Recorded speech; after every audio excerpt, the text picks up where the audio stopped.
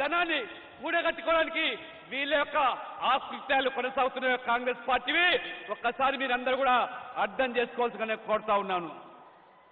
साथियों, कांग्रेस और बीआरएस के बीच जो अपीजमेंट का बॉन्ड है वो बहुत मजबूत है।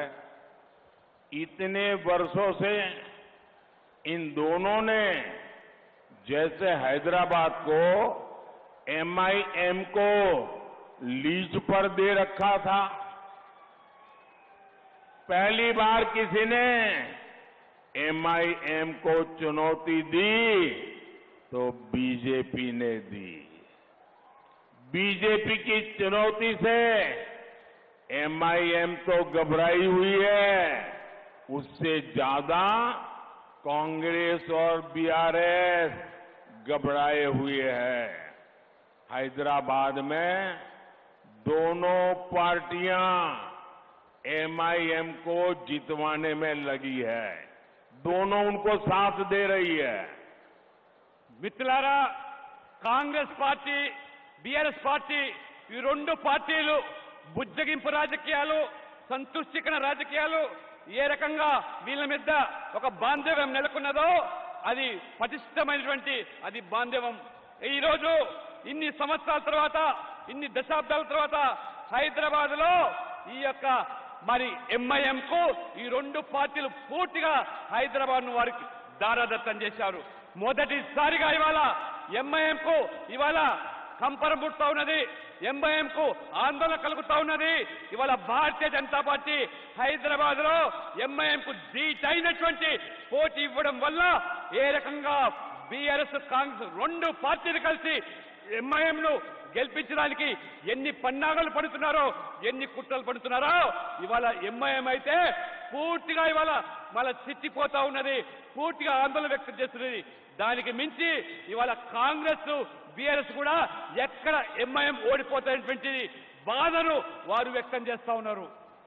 साथियों, कांग्रेस पार्टी के तुष्टीकरण की कीमत सबसे ज्यादा एससी, एसटी और बीसी समाज को चुकानी पड़ती। अब कांग्रेस फिर एक बार इस समाज के खिलाफ षड्यंत्र कर रही है। बाबा साहब आंबेडकर ने आरक्षण दिया, आरक्षण का अधिकार दिया, संविधान के तहत दिया। हमारा संविधान भी रिलीजन के आधार पर, संप्रदाय के आधार पर रिजर्वेशन के खिलाफ है।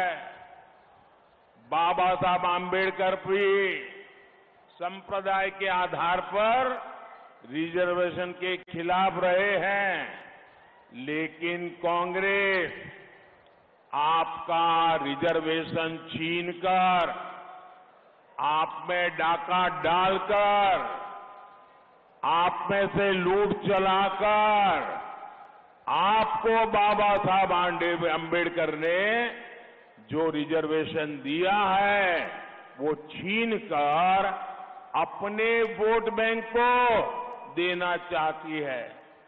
कल ही इंडी एलायंस के एक बड़े चेहरे ने खुलेआम कहा है कि मुसलमानों को रिजर्वेशन देना चाहिए, और वो कहते हैं सिर्फ देना चाहिए था नहीं, पूरा का पूरा देना चाहिए। यानी एससी, एसटी, बीसी समाज को आज जितना रिजर्वेशन मिल रहा है ये छीन करके, पूरी तरह छीन करके मुस्लिमों को देना चाहते हैं। इसलिए ये लोग मादिगा समाज को भी उनका हक दिए जाने के खिलाफ है।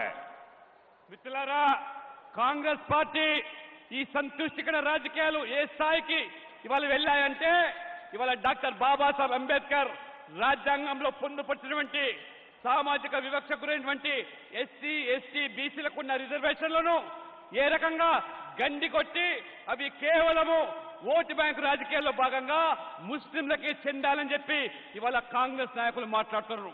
నిన్న ఒక కాంగ్రెస్ బడా నాయకుడు పెద్ద నాయకుడు మాట్లాడుతున్నారు, మొత్తం రిజర్వేషన్లన్నీ కూడా ఇవాళ ముస్లింలకే చెందాలని చెప్పి వారు మాట్లాడుతున్నారంటే వారికి ఎస్సీ ఎస్టీ బీసీల పట్ల ఎంత వ్యతిరేక భావన ఉన్నదో, ఏ రకంగా వాళ్లకు వివక్ష కనబరుస్తున్నదో ఇది కాంగ్రెస్ పార్టీ యొక్క నైజం.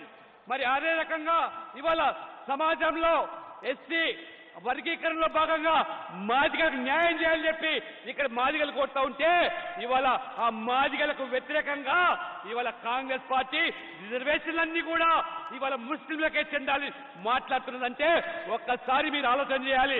వీరి సామాజిక న్యాయం అనేది కేవలం ఒక వర్గం వారి కోసమే అని చెప్పి నేను అడుగుతా ఉన్నాను. साथियों, हमारा तेलंगाना संस्कृति और श्रद्धा वाला राज्य है. अयोध्या में राम मंदिर बना,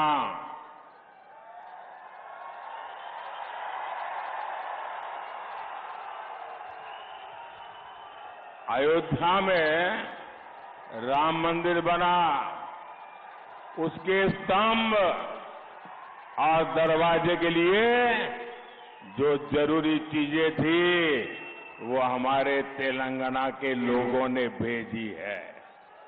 वो दरवाजे आज मंदिर की शोभा बढ़ा रहे हैं. आज देश का हर व्यक्ति अयोध्या में राम लला की झलक पाना चाहता है, लेकिन कांग्रेस पार्टी के मंसूबे